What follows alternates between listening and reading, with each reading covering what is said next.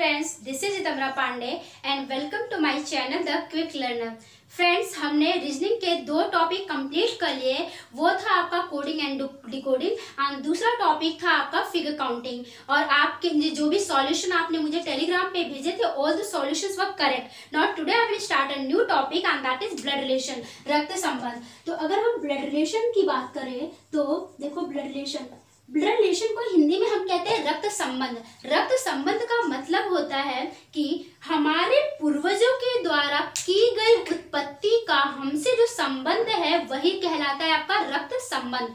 हमारे पूर्वजों के द्वारा की गई उत्पत्ति का हमसे जो संबंध है वही कहलाता है रक्त संबंध। तो अगर हम रक्त संबंध की बात करें तो ये भी आपका 2 पार्ट्स में डिवाइडेड होता है। पहला होता है आपके पास कथन पर आधारित, बेस्ड ऑन स्टेटमेंट, कथन पर आधारित, और दूसरा होता है आपके पास कूटबद्ध संबंध, कूटबद्ध संबंध, कथन पर आधारित कूटबद्ध संबंध। अगर कथन पर आधारित की हम बात करें तो ये भी आपके बेसिकली 2 पार्ट्स में डिवाइडेड होते हैं। पहला होता है इशारा या संकेत करते हुए, दूसरा होता है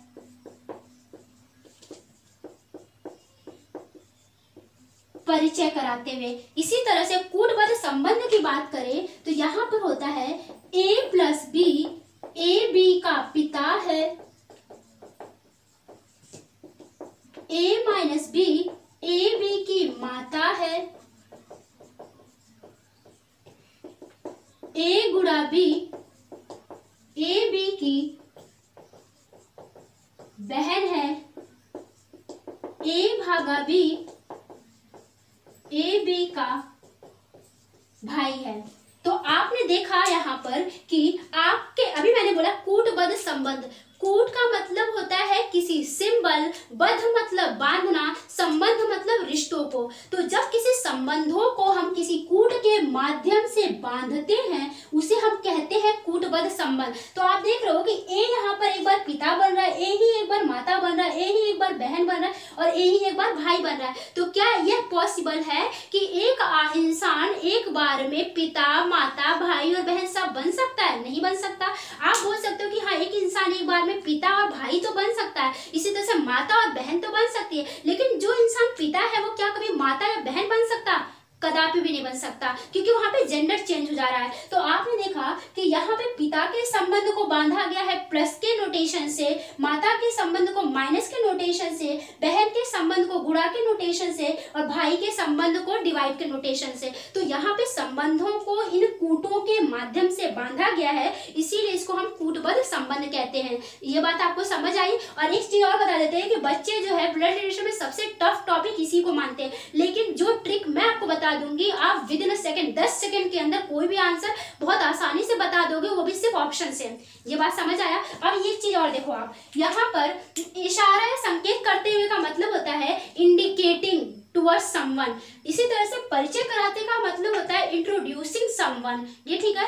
अब एक बात आप ये जानो कि वैवाहिक संबंधों को दर्शाने के लिए हमेशा हमेशा हम डबल एरो का प्रयोग करते हैं। वैवाहिक संबंध को दर्शाने के लिए हम डबल एरो का प्रयोग करते हैं। इसी तरह से भाई बहन के रिश्ते को दर्शाने के लिए हम डॉटेड एरो का प्रयोग करते हैं, और पीढ़ी अंतर को दर्शाने के लिए हम ऊपर एरो और नीचे एरो का प्रयोग करते हैं। पीढ़ी अंतर का मतलब यह है कि मैं अपने पापा से 1 पीढ़ी नीचे हूँ, अपने दादा से 2 पीढ़ी नीचे हूँ। तो पीढ़ी अंतर को दर्शाने के लिए ऊपर एरो या नीचे एरो, भाई बहन के रिश्ते को डॉटेड एरो, या वैवाहिक संबंधों की बात करें तो उनको हम डबल एरो से प्रयोग करते हैं। ये बात समझ आया? अगर ये समझ आ गया तो स्क्रीनशॉट ले लीजिए। चलिए, अभी हमने आपसे कहा ब्लड रिलेशन। तो आपने देखा कि ब्लड रिलेशन में आपको हमने पीछे तो सारे रिश्ते बता ही दिए हैं। अब उसके बाद जो है, चलिए, तो हमने देखा कि ब्लड रिलेशन, देखो ब्लड रिलेशन की अगर हम बात करते हैं तो ब्लड रिलेशन में आपके पास जो है इसको भी हम 3 पार्ट्स में डिवाइड करते हैं। पहला होता है पैटर्नल, दूसरा होता है मैटरनल और इन लॉज, पैटर्नल, मैटरनल और इन लॉज। तो अगर हम पैटर्नल की बात करें तो पैटर्नल को हिंदी में हम कहते हैं पैतृक। क्या कहते हैं? पैतृक। मैटरनल को बोलते हैं मातृक, इन लॉज को बोलते हैं ससुराल पक्ष। ये चीज समझ आया? जब हम पैटर्नल की बात करते हैं तो सबसे पहले हमारे दिमाग में जो शब्द आता है वो होता है जीएफ और जीएम। इसी तरह से मैटरनल की भी बात करते हैं तो ये भी हमारे दिमाग में जो शब्द आता है वो होता है जीएफ और जीएम। तो आप जीएफ और जीएम देखकर तो आप ये सोच रहे होंगे कि ये ग्रैंडफादर या ग्रैंडमदर हैं। तो ठीक है भाई, हम सही बात है कि हमको शुरू से ही ये बताया गया है कि दादा और दादी को हम बोलते हैं जीएफ और जीएम, यानी कि ग्रैंडफादर और ग्रैंडमदर। ठीक है, तो अगर एक चीज हम आपसे पूछते हैं कि मैं अपने नाना के साथ बाजार जा रही थी, वहीं पर मुझे एक स्टूडेंट मिला तो वो मुझसे पूछा कि ये आपके कौन है, तो मैंने उससे कहा ही इज माई ग्रैंडफादर। तो मेरे इस कहने मात्र से उस बच्चे के दिमाग में क्या आया होगा कि मैं अपने दादा के साथ हूँ, लेकिन मैंने अभी तो आपसे बोला कि मैं किसके साथ गई थी? नाना के साथ। तो जीएफ और जीएम कहने मात्र से आप यह नहीं समझ पाओगे कि वह दादा है कि दादी, नाना है कि नानी, जब तक उसके साथ पीजीएफ पीजीएम या एमजीएफ एमजीएम ना लगा हो। पीजीएफ पीजीएम का मतलब paternal grandfather, paternal grandmother. MGF MGM का मतलब है maternal grandfather, maternal grandmother. Maternal grandfather मतलब म से माता, म से मैटरनल ग्रैंडफादर बोले तो नाना, मैटरनल ग्रैंडमदर मतलब नानी, पैटर्नल ग्रैंडफादर मतलब दादा, पैटर्नल ग्रैंडमदर मतलब दादी। ठीक है, ये चीज समझ आए? तो पैटर्नल ग्रैंडफादर तो यानी दादा और दादी से जिसकी उत्पत्ति होती है वो होते हैं कौन? फादर, पापा। तो पापा से जिन दो रिश्तों की और उत्पत्ति होती है वो होते हैं भाई अंकल और आंटी। कौन? अंकल और आंटी। लेकिन ये कौन अंकल कौन आंटी? अंकल बोले तो चाचा, आंटी बोले तो बुआ। तो यहाँ पर ये पैटर्नल अंकल, पैटर्नल अंकल का मतलब है, पैटर्नल अंकल का मतलब चाचा, पैटर्नल आंटी का मतलब है क्या? बुआ। ये चीज समझ आया? इसी तरह से एमजीएफ एमजीएम, यानी पहले तो एमजीएफ और एमजीएम, नाना और नानी से जिसकी उत्पत्ति हुई वो कौन हुए भाई? मदर, माँ। माँ से जिन दो रिश्तों की और उत्पत्ति होती है वो होते हैं आपके पास अंकल और आंटी, यानी मैटरनल अंकल बोले तो मामा, मैटरनल आंटी बोले तो मौसी। ठीक है, अब देखो इधर है पापा, इधर है मम्मी, हम कराते हैं इनकी शादी। तो हमने आपसे कहा वैवाहिक जोड़े को दर्शाने के लिए आप क्या यूज करते हो? डॉटेड एरो यूज करते हो। ठीक है, पापा और मम्मी से जिसकी उत्पत्ति होती है वो होते हैं हम, यानी सन और डॉटर। कौन? सन और डॉटर, बेटा और बेटी। इसी तरह से यहाँ पे भी हमारे बुआ और चाचा के भी तो बच्चे होंगे, तो यहाँ से भी जो है सन और डॉटर। और अभी मैंने आपसे कहा है कि पीढ़ी अंतर दर्शाने के लिए हमेशा हमेशा ऊपर एरो या नीचे एरो शो करते हो। तो देखो ये नीचे एरो, मैं अपने पिता से एक पीढ़ी नीचे, मैं अपने दादा से दो पीढ़ी नीचे। तो देखो ये पीढ़ी अंतर है, तो यहाँ पर क्या हमने किया है? एरो का प्रयोग किया है, नीचे एरो का। इसी तरह से हमारे मामा और मौसी के भी तो बच्चे होंगे, सन और डॉटर, तो ये भी क्या हो जाएंगे? सन और डॉटर।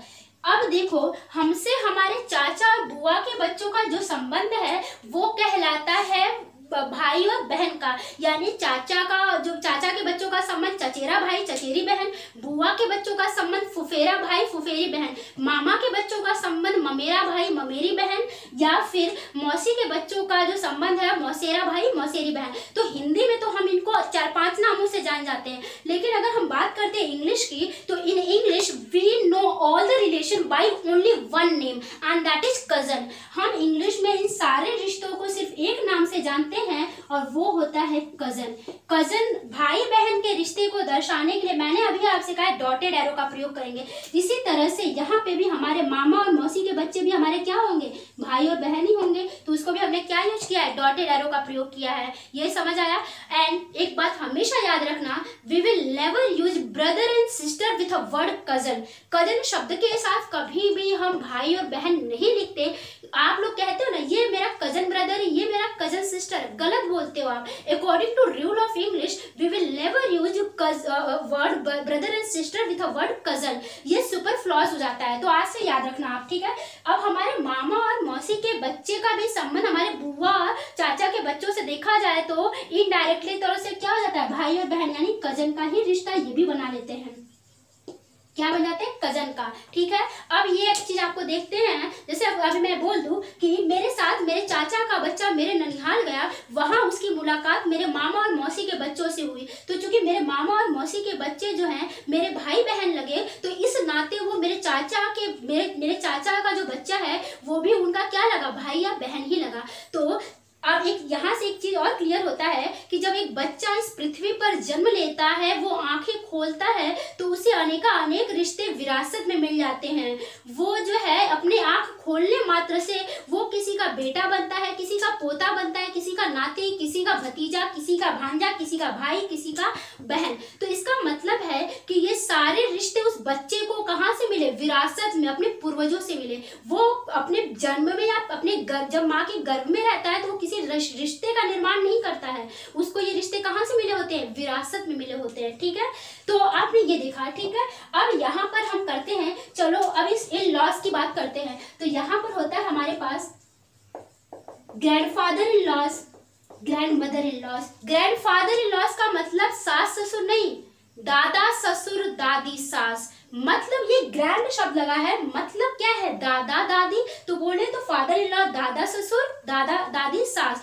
अब इनसे जिस रिश्ते का और पता चलता है वो होते हैं father in laws, mother in laws, सास और ससुर। मानो सास ससुर की कोई बेटी है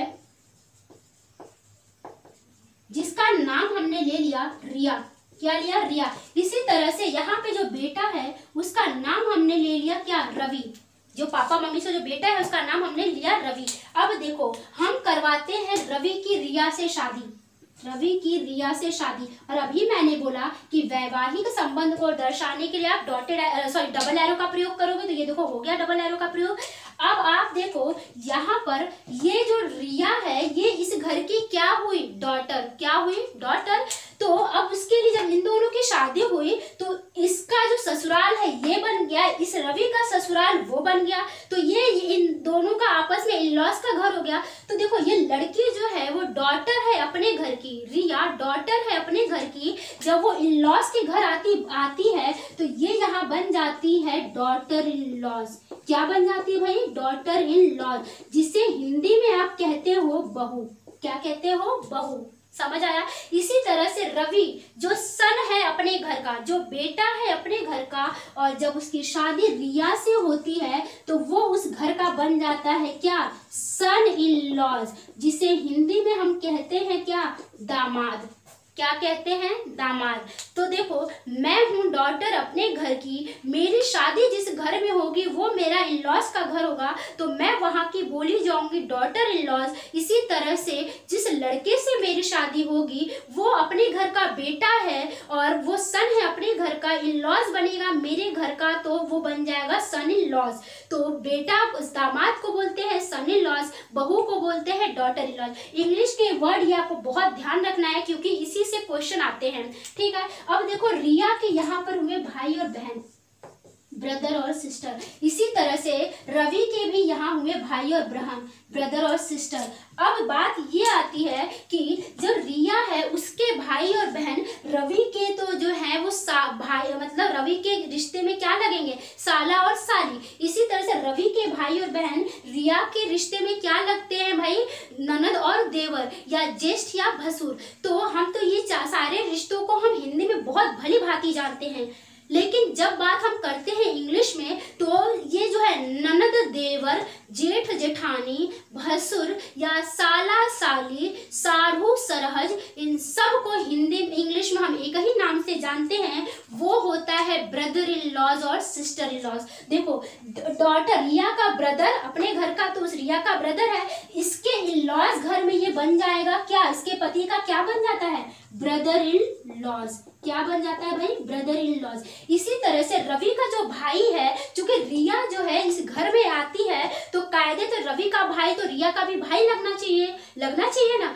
क्योंकि रिया उस घर की पत्नी मतलब रवि की पत्नी हो चुकी होती है, तो वो भाई तो नहीं लग सकता। तो वो चूंकि रिया उस घर में गई होती है तो वहां पे रवि का भाई जो है रिया का क्या लगता है? Brother in laws. रवि का ब्रदर रिया का लग जाएगा ब्रदर इन लॉज। तो ब्रदर इन लॉज का मतलब हुआ देवर या भसुर। इसी तरह से जो यहाँ पे रिया के जो भाई और बहन है वो रवि के क्या लगते हैं? ब्रदर इन लॉज और सिस्टर इन लॉज, यानी साला और साली। ये बात समझ आया? अब कुछ लोग ये कहेंगे कि मैम अगर भाई बहन छोटा हुए तो हम साला और साली बोल सकते हैं, और साली की पत्नी को क्या कहते हैं? तो साली के पत्नी को इंग्लिश में, हिंदी में तो आप क्या देते हो? सरहज। क्या बोलते हो? सरहज। लेकिन अगर हम इंग्लिश की बात करते हैं तो वहां पे भी वो सिस्टर इन लॉज ही मानी जाती है, सिस्टर इन लॉज। इसी तरह से अगर जो रिया है उसकी कोई बड़ी बहन है तो उसके, तो मान लो बड़ी बहन है तो उसका पति क्या लगेगा? इस रवि का। तो उसका पति इस रवि का जो है हिंदी में तो सालू लगेगा, लेकिन अगर इंग्लिश की बात करें तो वहां पर वो क्या लगता है? वहां पर वो लगता है ब्रदर इन लॉज। तो याद रखना, साला, देवर या फिर ज्येष्ठ या फिर भसुर, इनको इंग्लिश में हम ब्रदर इन लॉज कहते हैं। ननद, देवरानी, जेठानी, भाभी, इन सब को हम सिस्टर इन लॉ कहते हैं। ये चीज आपको समझ आई? तो अगर आपको ये चीज समझ आई तो चलो आप इसका स्क्रीनशॉट ले लो। एक चीज और सुनो, आप एक चीज और बताते हैं आपको। स्पाउस का मतलब होता है, ये वर्ड हमेशा आप सुने होंगे, स्पाउस का मतलब होता है पति और पत्नी, वैवाहिक जोड़ा।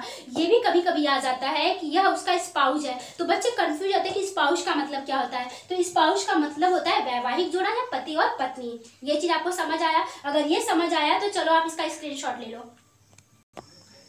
ठीक है, चलिए देखा जाए तो अभी हमने आपसे बोला था कि आपका जो है, जब हम रिश्तों की बात करते हैं तो उन रिश्तों में हमेशा याद रखना कि आपसे अभी हमने बोला कि जब ननद हो, देवर हो या फिर ज्येष्ठ हो, भसुर हो या फिर कोई भी होता है तो उन रिश्तों को हम कहते हैं, हिंदी में तो हम कहते हैं ननद, देवर, ज्येष्ठ, भसुर, लेकिन इंग्लिश में हम उनको सिर्फ दो नामों से जानते हैं, वो होता है ब्रदर इन लॉज और सिस्टर इन लॉज। ये बात समझ आया? चलिए, तो हमने कहा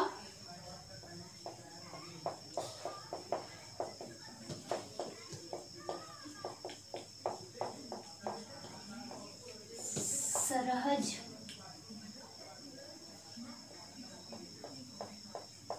जेठानी, इन सब को हम कहते हैं इंग्लिश में सिर्फ एक नाम से, सिस्टर इन लॉ। एक और शब्द आ जाता है कभी कभी, सड़ुआइन। इसी तरह से जो दूसरा शब्द होता है देवर, ज्येष्ठ, भसुर, साला, इनको हम कहते हैं ब्रदर इन लॉज। इंग्लिश में हम इनको क्या कहते हैं? Brother in laws. ये बात समझ आया? तो आपको ये हमेशा याद रखना है कि हिंदी में इतने शब्दों को इंग्लिश में हमने सिर्फ दो शब्दों से बांध दिया। अब एक चीज और आप देखो कि हमारा सबसे पहले ब्लड रिलेशन के क्वेश्चन को देखते ही हमको सबसे पहले जो काम करना है वो काम करना होता है डिटरमाइन जेंडर, लिंग निर्धारित करना। डिटरमाइन जेंडर, लिंग निर्धारित करना, यानी कि मेल हुआ तो प्लस, फीमेल हुई तो माइनस। डिटरमाइन जेंडर, मेल हुआ तो प्लस, फीमेल हुई तो माइनस। दूसरा काम आपको करना होता है कि आपको ये देखना होता है कि पीढ़ी अंतर। पीढ़ी अंतर का मतलब होता है जनरेशन गैप।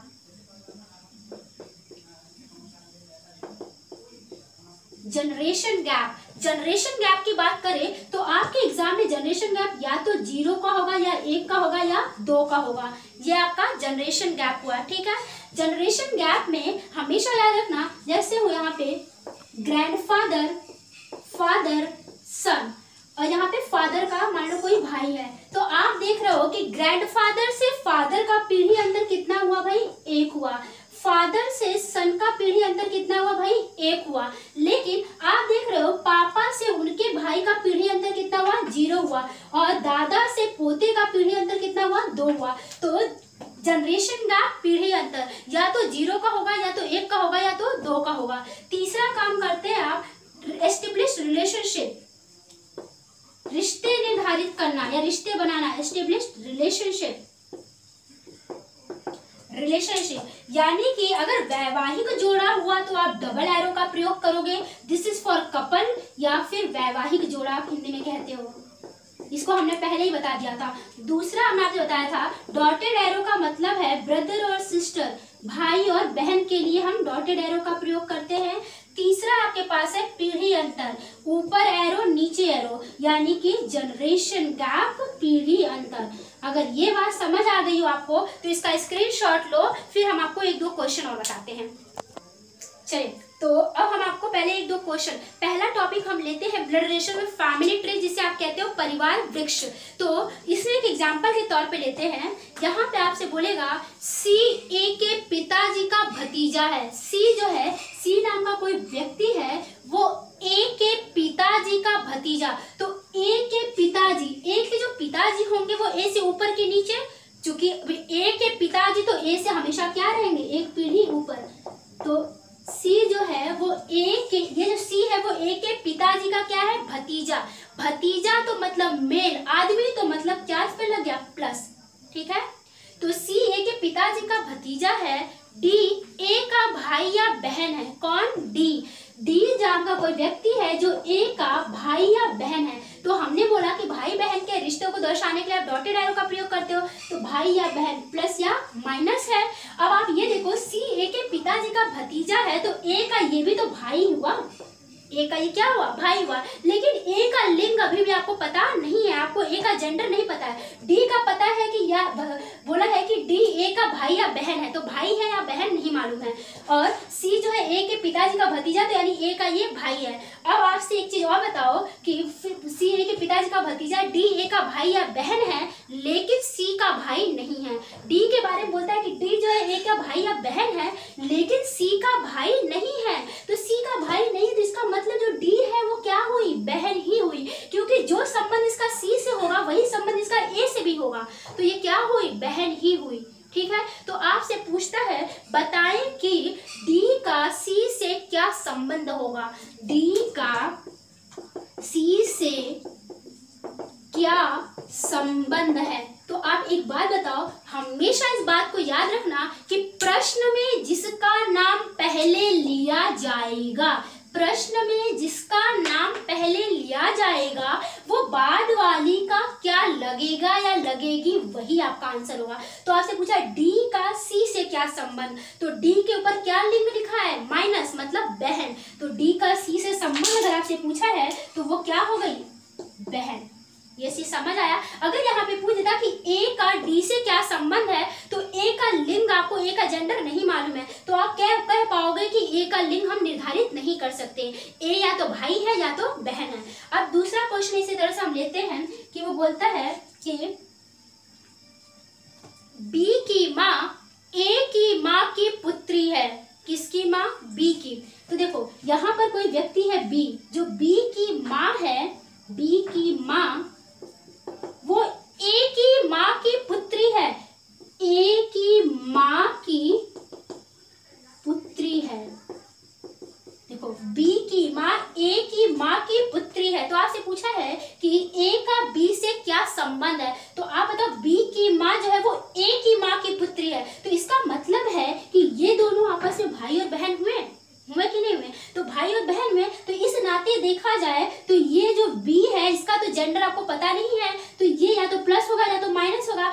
लेकिन ए का भी तो आपको लिंग नहीं पता है कि ये प्लस है कि माइनस, तो ये प्लस है या माइनस है। लेकिन इससे एक बात तो कंफर्म हो गया कि ये दोनों आपस में भाई और बहन है। माँ है तो मतलब बहन है, अब ये भाई है कि बहन ये नहीं मालूम। और इन दोनों की माँ कौन है, ऊपर, तभी तो बोला है कि बी की माँ ए की माँ की पुत्री है। तो ए का बी से क्या संबंध है, क्योंकि आपको ए का लिंग नहीं मालूम, तो ए जो है वो बी का, मैंने आपसे बोला है कि पूछा ए का बी से क्या संबंध है। तो अभी तो मैंने आपसे बोला कि जिसका नाम पहले लिया जाएगा वो क्या लगेगा या लगेगी। तो इसका यहाँ पे किसका नाम पहले लिया गया, ए का, तो ए बी का क्या लगेगा, मामा या मौसी। क्या लगेगा, मामा या मौसी।